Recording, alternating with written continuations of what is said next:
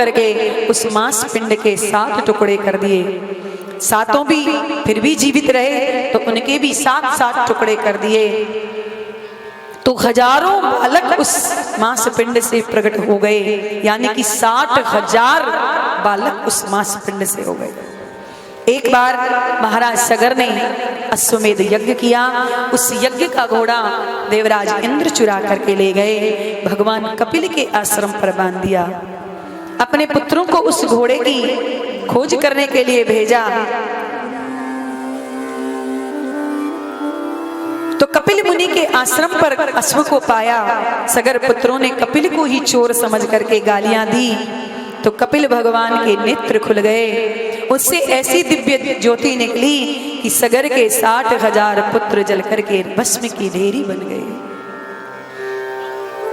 सुखदेव जी महाराज कहते हैं, परीक्षित, सगर के दूसरे पुत्र अंशुमान भगवान कपिल के आश्रम पर आए।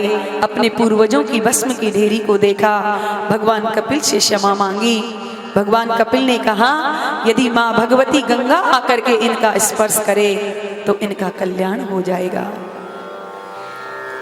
अंशुमान ने माँ भगवती गंगा को प्रसन्न करने के लिए तप किया, परंतु अंशुमान की तपस्या से माँ गंगा प्रसन्न नहीं हुई। अंशुमान के पुत्र दिलीप के पुत्र भगीरथ, इन सबसे क्रम से तपस्या की, तब जाकर के भगीरथ की तपस्या से भगवती गंगा प्रसन्न हुई और अनेकों देशों को पवित्र करते हुए गंगा मैया जन्नू ऋषि के आश्रम के पास होकर के निकलने लगी। जन्नू मुनि की कुटिया को बहाने लगी तो जन्नू मुनि उस गंगा जी को एक चलू में ही उस जल का पान कर गए।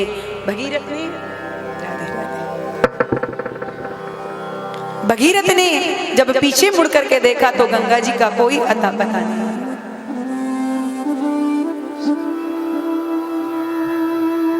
भगीरथ को गंगा जी का कोई अता पता नहीं। तो जन्नू मुनि से आकर के पूछा, मुनिवर गंगा जी कहाँ चली गई? तो जन्नू मुनि ने कहा, राजन उसका तो हमने पान कर लिया है। सरकार, मेरे पूर्वजों का उद्धार कैसे होगा? जब भगीरथ ने प्रार्थना की तो जन्नू मुनि ने उस गंगा को अपनी पुत्री बना करके अपनी जंघा से प्रकट किया, इसलिए वह जाह्नवी कहलाई और सीधे गंगा सागर में आकर के सगर पुत्रों का स्पर्श करते ही सगर की 60,000 पुत्र दिव्य रूप धारण करके वहां से भगवत धाम को चले गए। बोलिए गंगा मैया की जय। सुखदेव जी महाराज कहते हैं, परीक्षित, भगीरथ के वंश में राजा ऋतुपर्ण हुए। ऋतुपर्ण के सोदास के अस्मक के नारी कवच के खटवांग के दिलीप के रघु, इनसे चला रघुवंश और रघु के बेटा हुए अज के बेटा हुए महाराज दशरथ, जो अयोध्या के राजा हैं। 3 रानियां हैं, कौशल्या, कैकेयी और सुमित्रा। 3 रानियों के होने के बाद भी महाराज दशरथ की कोई संतान नहीं हुई। तो दशरथ जी महाराज ने एक दिन वशिष्ठ जी महाराज से आकर के एक बार भूपति मन मांगी, एक बार भूपति मन मांगी, गलानी मोरे सोत नाही,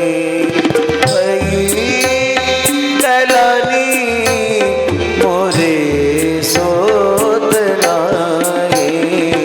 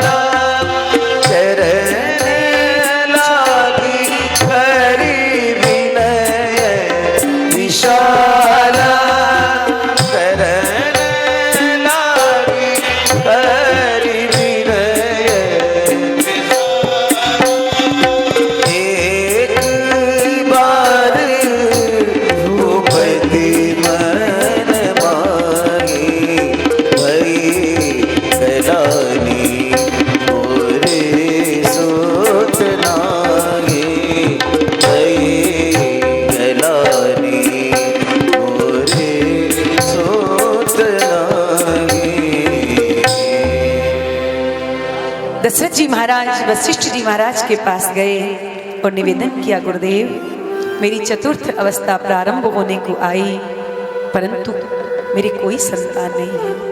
तो वशिष्ठ जी महाराज ने पुत्र का मिष्ट यज्ञ करवाया। उससे साक्षात भगवान अग्निदेव हाथ में खीर का प्रसाद लेकर के प्रकट हुए और महाराज दशरथ को वो प्रसाद प्रदान किया और कहा कि राजन, अपनी तीनों रानियों में इस प्रसाद को यथा योग्य बांट देना। दशरथ जी महाराज उस प्रसाद को लेकर के अयोध्या महलों में आए और अर्ध भाग को सल्ले ही दीना, उभय भाग आधे कर कीना। दशरथ जी महाराज ने उस प्रसाद के 2 भाग किए, कौशल्या और कैकेयी को आधा आधा दिया और दोनों महारानियों ने अपने अपने प्रसाद में से आधा आधा भाग महारानी सुमित्रा को प्रदान किया। और एक आपको एक छोटी सी सूचना भी दे दें, अभी जो प्रसाद और जो दुपट्टा यहाँ पर आए हैं, ये यहाँ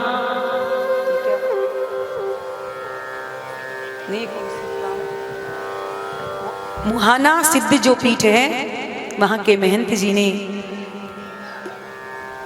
कमलेश जी महाराज ने ये प्रसाद और ये दुपट्टा हमको भेंट किया है।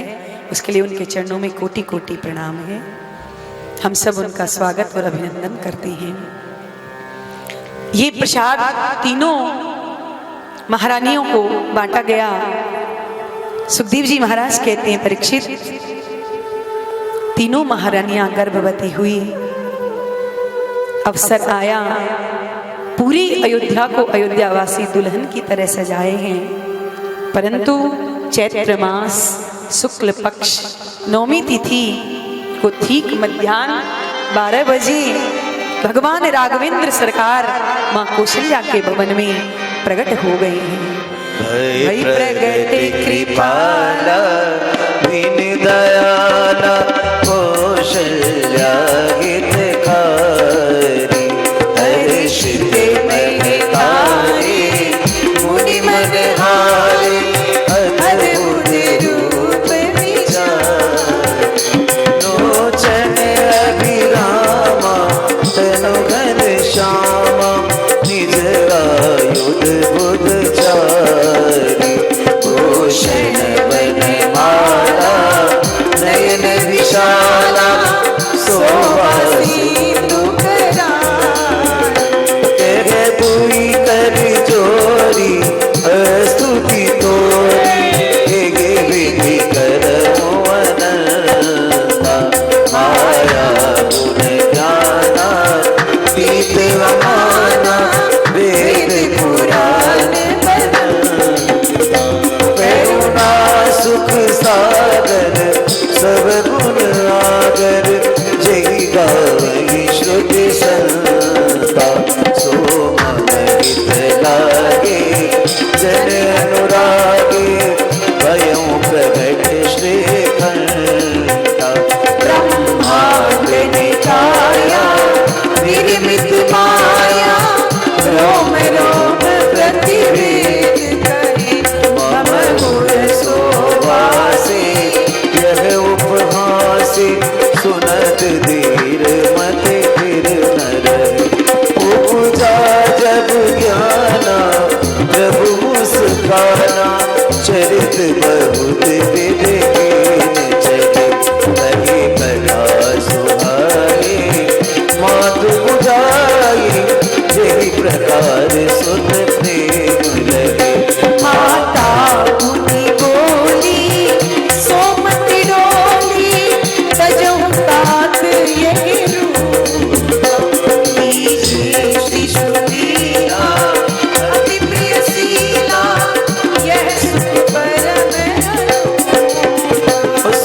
वचन सुजाना रोदन ठाना, हुए बालक सुर भूपा, यह चरित जगावही हरिपद पावही, तेन परि भव पूपा, यह चरित जगावही हरिपद पावही,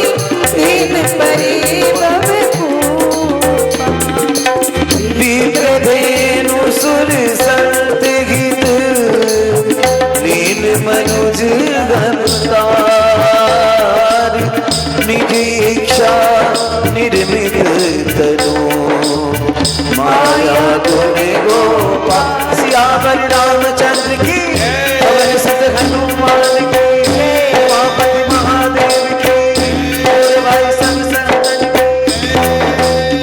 बोलिए राघवेंद्र सरकार की जय। सखम चक्रम सकिरीट कुंडलम सपीत वस्त्रम सरसिरुहेक्षणम सहार वक्षस्थल श्रिय कौस्तुभम नमामि विष्णु शिरसा चतुर्भुजम।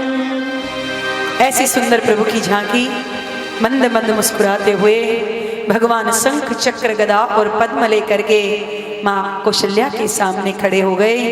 कौशल्या मैया देख देख करके गदगद हो रही है।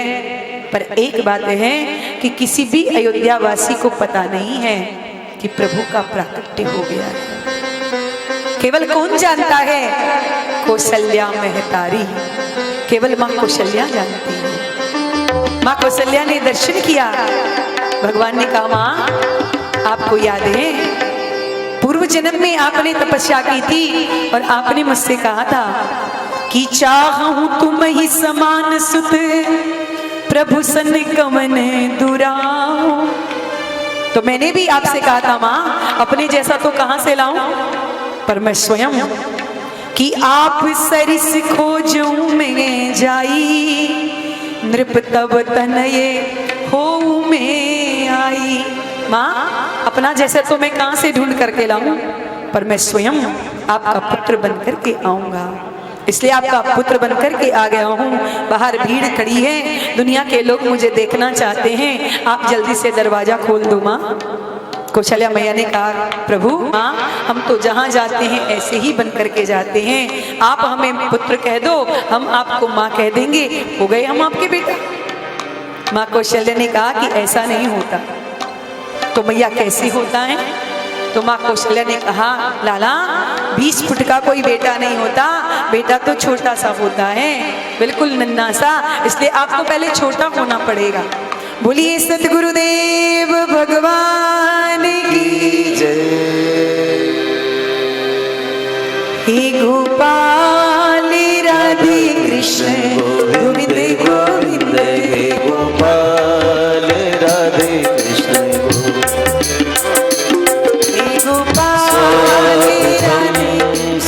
स्वागतम स्वागतम गुरुवर शरणागतम गुरुवर स्वागतम सुस्वागतम शरणागतम गुरुवर स्वागतम सुस्वागतम स्वागतम गुरुवर स्वागतम सुस्वागतम स्वागतम गुरुवर।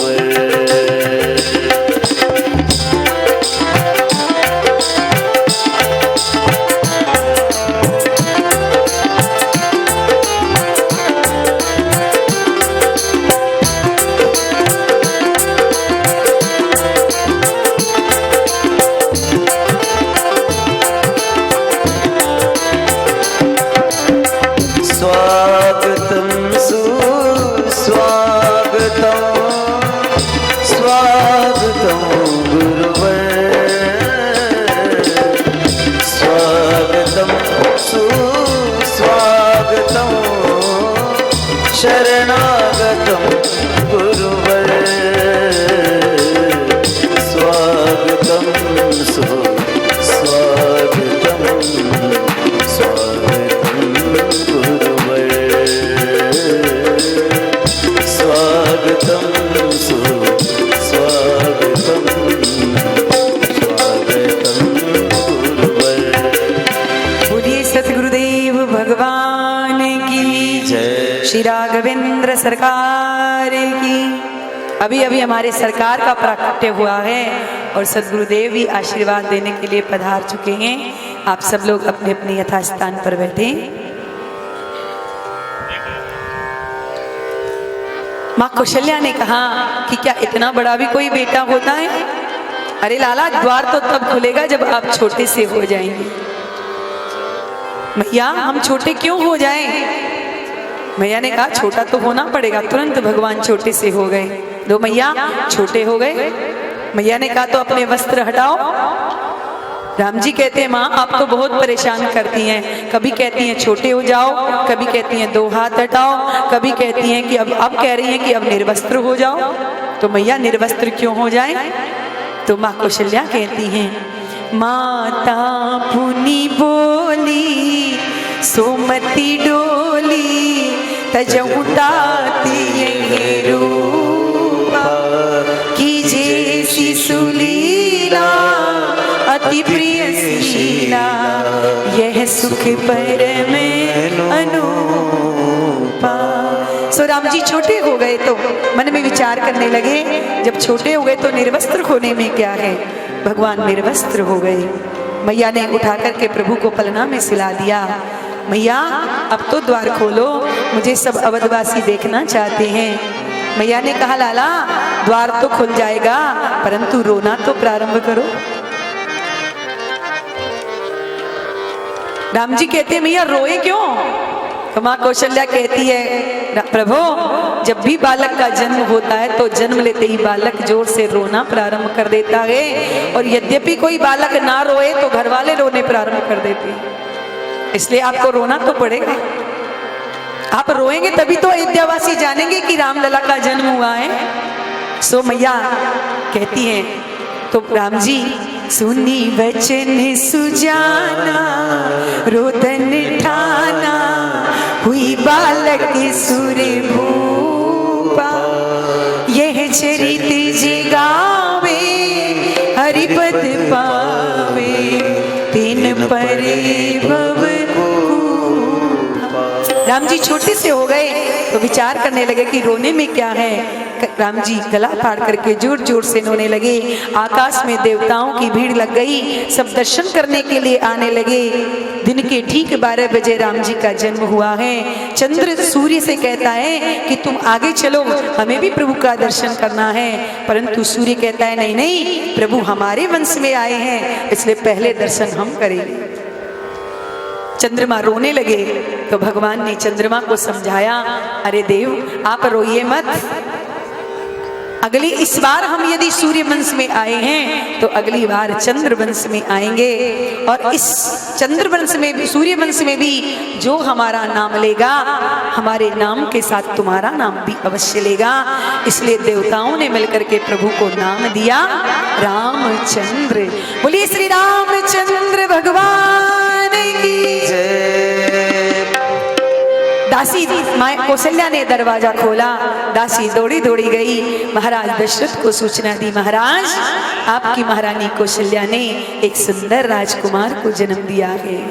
तब तक दूसरी दासी दौड़ी दौड़ी आई है, महाराज आपकी मजली रानी के कई ने एक सुंदर पुत्र रत्न को जन्म दिया है। तब तक तीसरी दासी दौड़ करके आई है, महाराज आपकी सबसे छोटी महारानी ने 2 राजकुमारों को जन्म दिया है। जो दशरथ जी महाराज ने सुना प्रसन्न हो गए, गले से मोतियों का हार निकाल करके उपहार में दे दिया गया, और संपूर्ण अवधवासियों ने जैसे ही सुना सब अवधवासी प्रसन्न हो गए और सब दशरथ जी और कौशल्या मैया को बधाई देने आए हैं। आइए एक बधाई के साथ हम लोग भी दशरथ जी महाराज को अयोध्या चल करके बधाई देते हैं। चर चर प्रगटे ललनवा भवनवा में बाजे भजनवा, चर चर प्रगटे ललनवा भवनवा में बाजे भजनवा, बाजे भजनवा हो बाजे भजनवा, बाजे भजनवा हो बाजे भजनवा, चार चार प्रगटे ललनवा भवनवा में बाजे भजनवा, चार चार प्रगटे ललनवा भवनवा में बाजे भजनवा।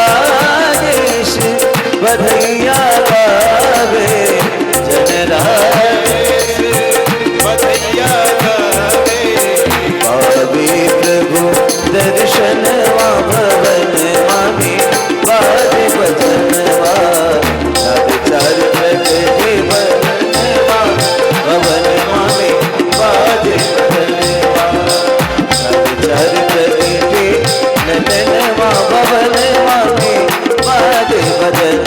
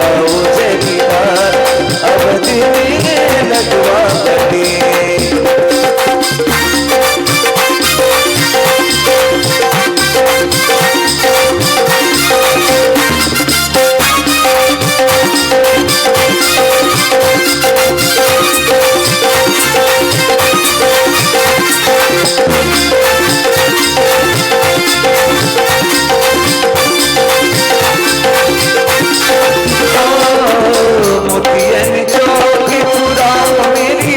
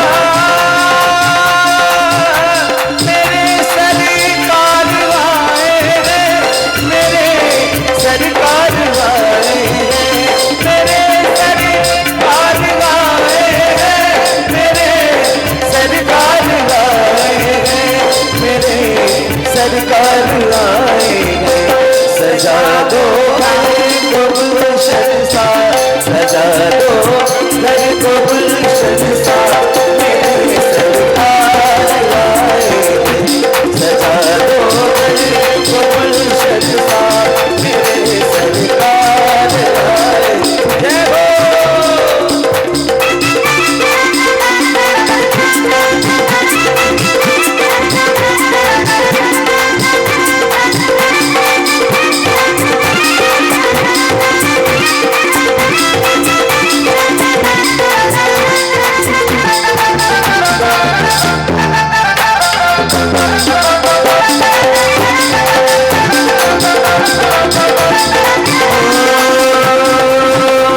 मेरी चौखट पे चलती आज चारों धाम आए, मेरी चौखट पे चलते आज चारों धाम आए। बजाओ ढोल स्वागत मेरे घर राम आए हैं, बजाओ ढोल स्वागत मेरे घर राम आए। कथा शबीर की जैसे जुड़ गई मेरी कहानी से, न रोको आज धोने दो चरण आंखों के पानी से। बहुत खुश है मेरे आंसू, बहुत खुश है मेरे आंसू, प्रभु के काम आए। बजाओ ढोल स्वागत में मेरे घर राम आए हैं। ऐसा लगा के अवतारी धन हुए धन तुझारी, जीवन मैया तुमने तारी। मंगल भवने मंगलकारी, मंगल भवने मंगलकारी, मंगल भवने मंगल तुम धन घोरा कब तुम ही रामायण घोरा, कब दुख हरना अवध बिहारी। मंगल भवने मंगलकारी, मंगल भवने मंगलकारी, मंगल भवने मंगलकारी। चरण की धूल ले लूं मैं, चरण की धूल ले लूं मैं, मेरे भगवान आए। बजाओ ढोल स्वागत मेरे घर राम आए हैं, मेरे घर राम आए हैं, मेरे घर राम आए हैं। बोली राघवेंद्र सरकार की जय, चारों भैयन की जय, अवध धाम की। जय। सुखदेव जी महाराज ने बहुत सूक्ष्म रामचरित्र का वर्णन किया है। गोस्वामी तुलसीदास जी ने तो बहुत सुंदर निरूपण किया रामचरित्र का। हम भी उस पवित्र स्थान पर विराजमान हैं जिस अवध में राम जी का अवतार हुआ। 1 महीने तक राम जन्मोत्सव मनाते रहे। मास दिवस कर दिवस भा मरम न जाने कोई। 1 महीने तक राम जी का स्वजन्मोत्सव, और हम हैं उनके सेवक। तो सेवक से विवाह करोगी तो फिर झाड़ू पोछा करना ही पड़ेगा। शूर्पणखा ने कहा नहीं नहीं, हम तो उन्हीं से विवाह करेंगे। फिर राम जी के पास में गई। अब राम जी लक्ष्मण जी के पास, लक्ष्मण जी राम जी के पास भेज दें। अंतोगत्वा शूर्पणखा को क्रोध आ गया और उसने कहा कि क्या तुम दोनों ने मुझे मूर्ख समझ रखा है।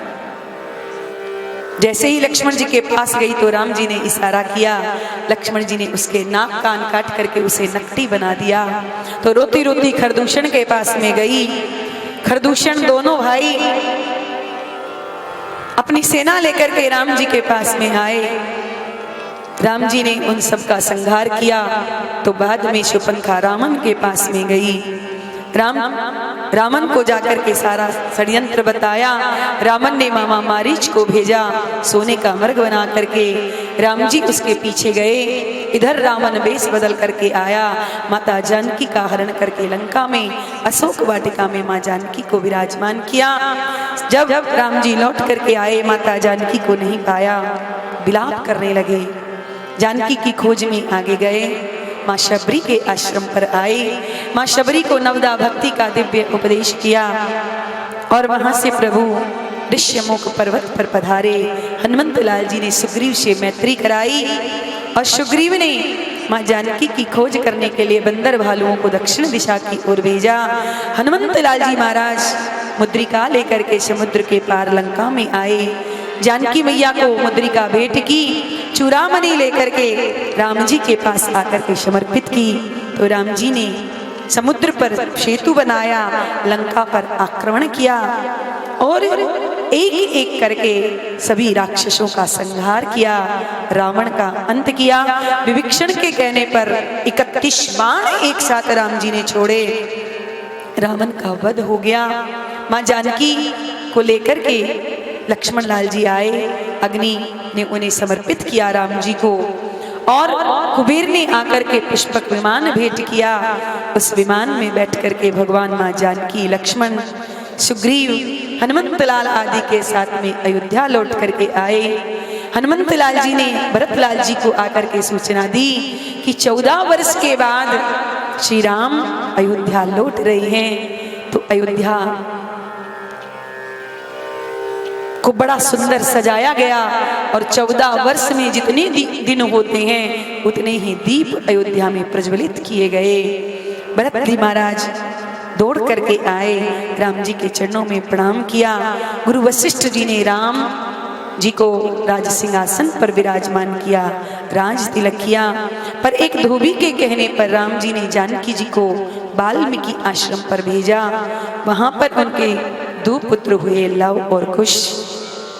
13,000 वर्षों तक राम जी ने अयोध्या में राज्य किया और 13,000 वर्षों के बाद समस्त अवधवासियों को विमानारूढ़ करके भगवान अपने परम धाम को चले गए। बोलिए राघवेंद्र सरकार की। एकदम संक्षेप में रामचरित्र का सुखदेव जी ने वर्णन किया। अब चंद्रवंश का सुखदेव जी निरूपण करते हुए कहते हैं, राजन कि अथाते श्रूयतां वंशे वंश सोमस्य पावनः यस्मिन्नेलादयो भूपा कीर्तयन्ते पुण्य कीर्तयः। सुखदेव जी महाराज कहते हैं, राजन चंद्रवंश की परम पुण्यमयी कथा का श्रवण कराते हुए भगवान नारायण के नाभि कमल से ब्रह्मा के पुत्र हुए अत्रि, अत्रि के बेटा हुए चंद्रमा, चंद्रमा के पुत्र हुए बुध, बुध के बेटा हुए पुरुरवा। इन्हीं पुरुरवा का दूसरा नाम था एल। राजा एल का विवाह उर्वशी नाम की अप्सरा के साथ में हुआ। इसके आयु, शतयायु, रय, विजय, जय आदि 6 पुत्र हुए। इन्हीं के प्रतापी वंश में आगे चल करके महाराज नहुष का जन्म हुआ। नहुष के भी ययाति, यति, ययाति, आयति, व्यति, कृति आदि 6 बेटा हुए। उनमें जो सबसे छोटे बेटा थे यति, वो सन्यासी हो गए। दूसरे बेटा के 2 विवाह हुए। पहला विवाह शुक्राचार्य की पुत्री देवयानी के साथ में हुआ और दूसरा विवाह वृषपर्वा की कन्या शर्मिष्ठा के साथ में हुआ। ययाति की यदु, तुर्वसु, द्रुयु, अनु और पुरु 5 संतानें हुई। इन 5 संतानों में जो सबसे छोटे बेटे का नाम था पुरु, जो पिता का अनन्य भक्त था। शुक्राचार्य जी महाराज के श्राप से जब ययाति बुढ़े हो गए तो इन्हीं पुरु ने अपनी युवा अवस्था अपने पिता महाराज को प्रदान की और अपनी युवावस्था पिता को प्रदान कर दी। इसलिए ययाति ने पुरु को ही चक्रवर्ती सम्राट घोषित कर दिया और जो अन्य बड़े पुत्र थे उन सबको शापित कर दिया है कि तुम्हारे वंश में कोई भी चक्रवर्ती सम्राट नहीं बनेगा। सुखदेव जी कहते हैं, परीक्षित पुरुवंश में ही राजा दुष्यंत हुए। इनके बड़े प्रतापी एक पुत्र हुआ जिसका नाम था भरत, जो बचपन से ही सिंहों के साथ खेला करते थे। इन्हीं के प्रतापी वंश में राजा रंती देव हुए, जिन्होंने सूखा पड़ने पर अपनी प्रजा में अपना सर्वस्व लुटा दिया था। स्वयं 49 दिनों तक भूखे बैठे रहे महाराज। ऐसे प्रतापी पुरुवंश में परीक्षित तुम्हारा भी जन्म हुआ, तुम पुरुवंशी हो। इन्हीं पुरु महाराज के जो सबसे बड़े भाई थे उनका नाम था यदु। इनसे चला यदुवंश। यदुवंश में भी अजमीर, देवमीर, सूरसेन आदि बड़े बड़े प्रतापी राजा हुए। महाराज सूरसेन के बेटा हुए आनक दुंदुभी श्री वसुदेव जी महाराज। और वसुदेव जी महाराज के 7 पत्नियां थी, उनमें जो सबसे छोटी पत्नी देवकी थी, उनके 8 संतानें हुई, जिनमें 8वें थे भगवान श्री कृष्ण और 9वीं एक कन्या हुई जिनका नाम था सुभद्रा देवी। वो तुम्हारी दादी लगती है परीक्षित। भगवान श्री कृष्ण का जन्म मथुरा में मामा कंस के कारागार में हुआ। मथुरा में जन्म हुआ, लेकिन जन्म महोत्सव गोकुल में मनाया गया। 4 वर्ष तक प्रभु गोकुल में रहे, श्री धाम वृंदावन में आ गए। 6 वर्ष तक वृंदावन में प्रभु ने बाल लीलाएं की। इसके बाद अपने काका अक्रूर जी के साथ में भगवान श्री कृष्ण पुनः लौट करके मथुरा आए। मामा कंस को मारने के बाद 14 वर्ष तक प्रभु मथुरा में रहे। 25 वर्ष की अवस्था में रण छोड़ करके भगवान श्री कृष्ण द्वारिकाधीश बने और भगवान ने 100 वर्षों तक द्वारिका में राज्य किया। 125 वर्ष तक भगवान श्री कृष्ण इस धरा धाम पर रहे, पृथ्वी का भार उतार करके, और भगवान अपने परम धाम को चले गए। बोलिए भक्त वत्सल भगवान की जय। एक श्लोक में ही पूरी चंद्रवंश की कथा सुखदेव जी महाराज ने परीक्षित को सुनाई। तो परीक्षित जी महाराज ने कहा, गुरुदेव आपने रामचरित्र बहुत संक्षेप में सुनाया, कोई बात नहीं, पर मेरे प्यारे प्रभु का जब चरित्र आपने सुनाया तो इतनी चटपटी कर दी कि एक ही श्लोक में कथा को सुना करके विराम कर दिया। जिन मेरे प्यारे प्रभु की चर्चा को सुनने के लिए मैं कब से यहाँ बैठा हूं, प्रतीक्षा कर रहा हूं। तब श्री सुखदेव जी महाराज विस्तार से चंद्रवंश की कथा सुनाते हैं कि कथितो वंश विस्तारो भवता सोम सूर्ययो राज्ञां चोभय वंश्यानां चरितं परमाद्भुतम् यदोश्च धर्मशीलश्च नितरां मुनि सत्तमः तत्रांसेनावतीर्णस्य विष्णोर्वीण्यानि संसनन्।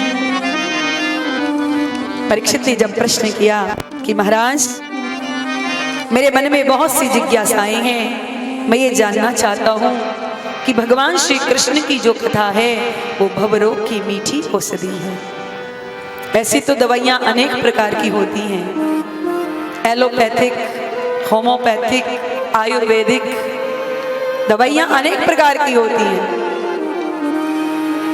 आयुर्वेदिक दवा तो बहुत बढ़िया है, परंतु मुंह कड़वा कर देती है। एलोपैथिक रोग को तो तुरंत शांत कर देती है, पर उससे दूसरा ही रोग प्रकट हो जाता है। परंतु सबसे बढ़िया दवा है होम्योपैथिक की। 4 गोली सुबह खाओ, 4 गोली शाम को खाओ, मुंह भी मीठा कर देगी और रोग को भी जड़ से समाप्त कर देगी। तो ऐसे ही हमारे गोविंद की जो कथा है वो भव रोग की मीठी औषधि है, भवरोग की मीठी दवा है। और आपने मेरे प्यारे प्रभु की कथा को इतना चटपट कर दिया। सुखदेव जी महाराज कहते हैं, परीक्षित तुम 4 दिन से कथा सुन रहे हो, थक गए होगे, प्यास लगी होगी, भूख लग रही होगी, थोड़ा जलपान कर लो, भोजन कर लो।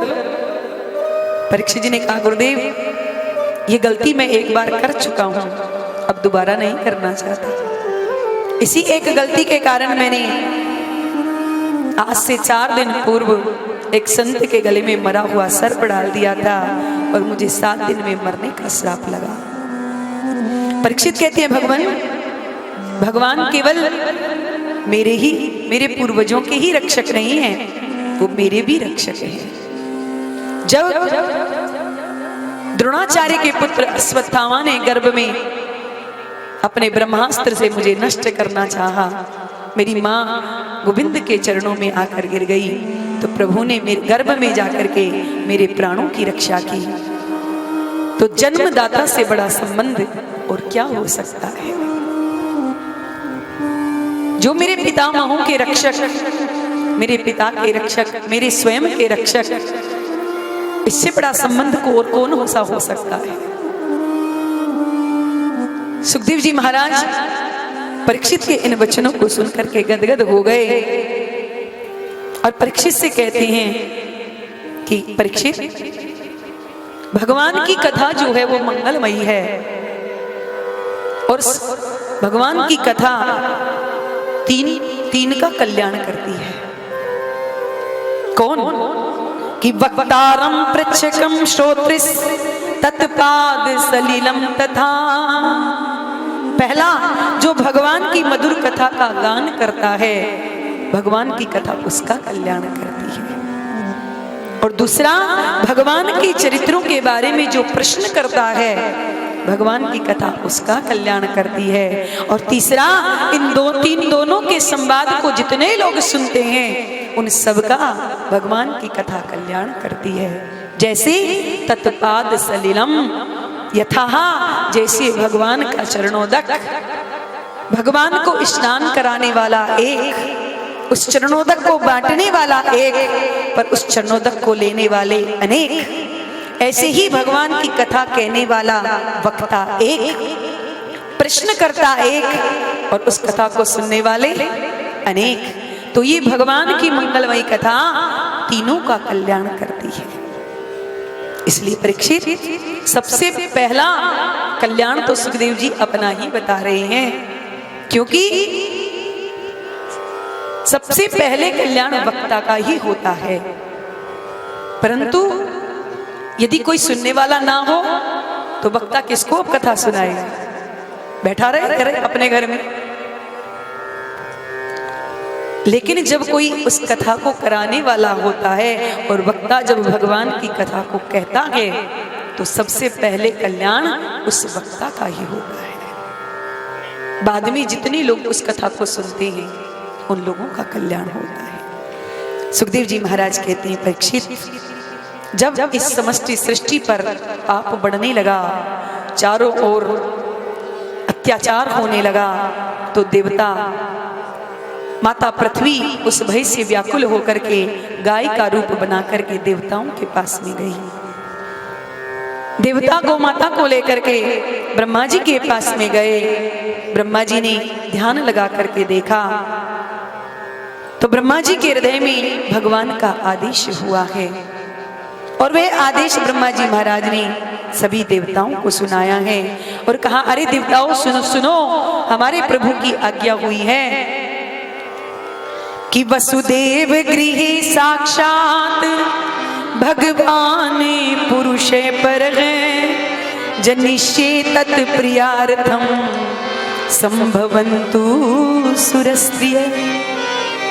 ब्रह्मा जी महाराज कहते हैं, अरे देवताओं, मेरे प्रभु ने मेरे हृदय में आदेश किया है कि वासुदेव का बहुत जल्दी प्राकट्य होने वाला है। देवताओं ने कहा, महाराज कहाँ प्राकट्य होने वाला है? तो ब्रह्मा जी महाराज ने कहा कि वसुदेव गृहे, वसुदेव जी के घर में भगवान का प्राकट्य होने वाला है, इसलिए तुम सभी जल्दी जल्दी मथुरा चले जाओ। देवताओं ने कहा, महाराज तो केवल हम ही जाएं? ब्रह्मा जी ने कहा, नहीं नहीं, अकेले मत जाना। तो बोले, जनिष्ये तत्प्रियार्थम संभवन्तु सुरस्त्रिय, तुम लोग अपनी अपनी देवियों को अपने साथ लेकर के जाओ। देवताओं ने कहा, महाराज वहां वो क्या करेंगी? तो ब्रह्मा जी महाराज कहते हैं कि हमारे प्यारे प्रभु भी अकेले नहीं आ रहे हैं। तो बोले, जनिष्ये तत्प्रियार्थम, तत्प्रिया यानी श्री राधिका रानी प्रभु के साथ प्रकट होकर के आ रही हैं। हमारे प्यारे प्रभु मथुरा में प्रकट होंगे और राधा रानी बरसाने के जो राजा हैं वृषभानु, उनकी पुत्री बनकर के प्रकट होंगी।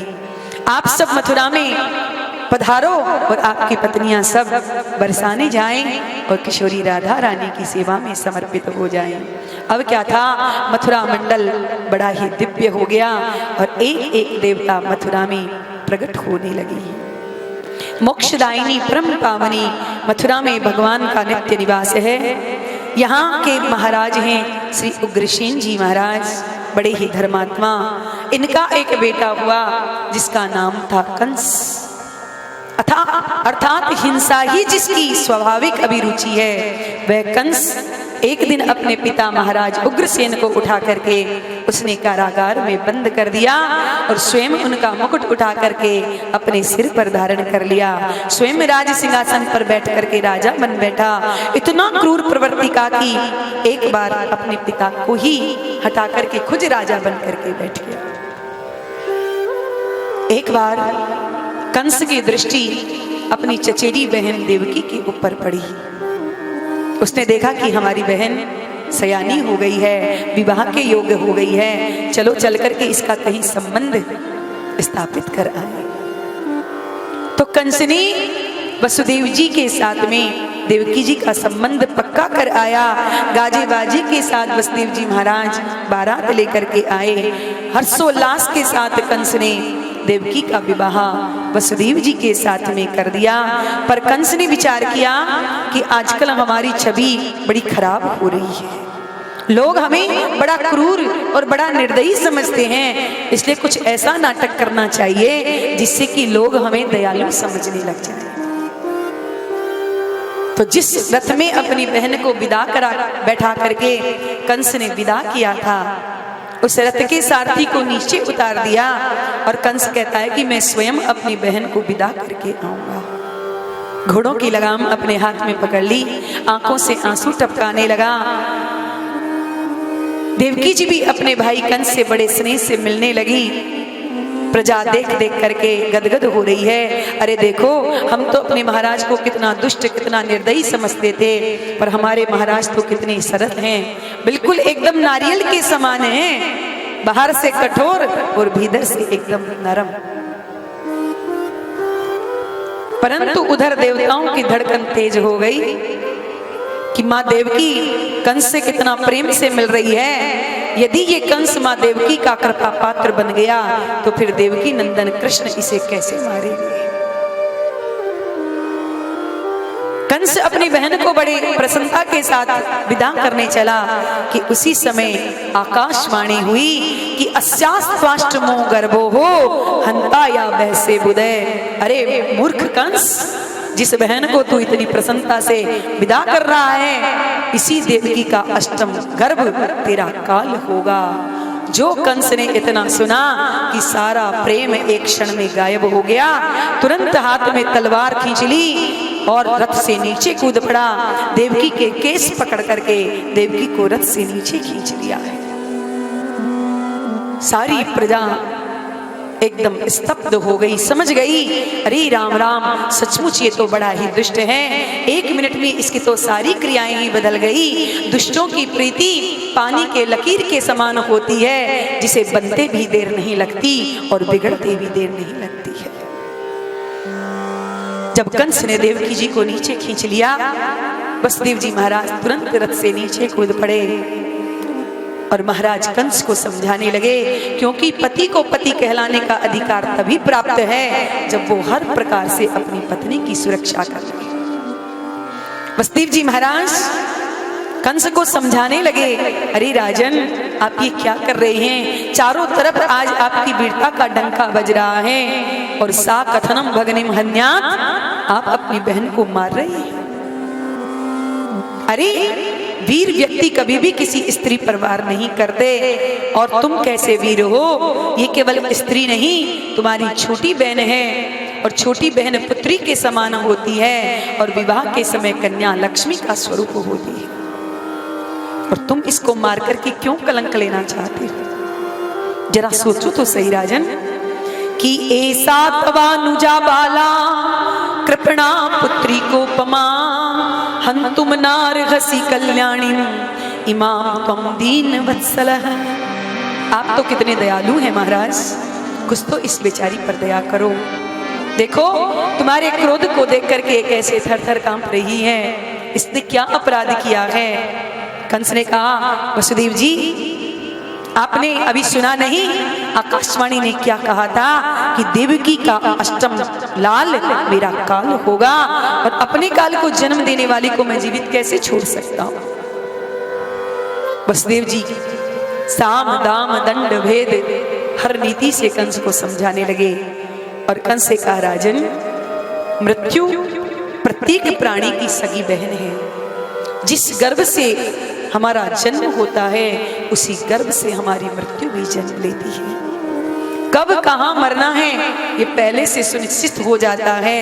इसलिए मृत्यु जन्म मता बीर है देहि न सह जाए थे।